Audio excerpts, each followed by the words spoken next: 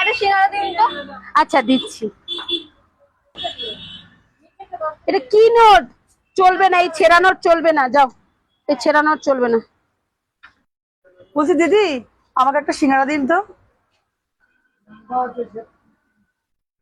দিন।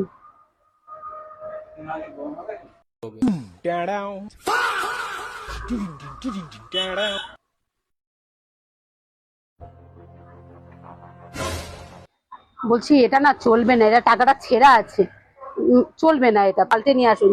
এটা হবে না, বারবার তো বলছি আগেই। আমার একটা সিঙ্গারা দিন তো।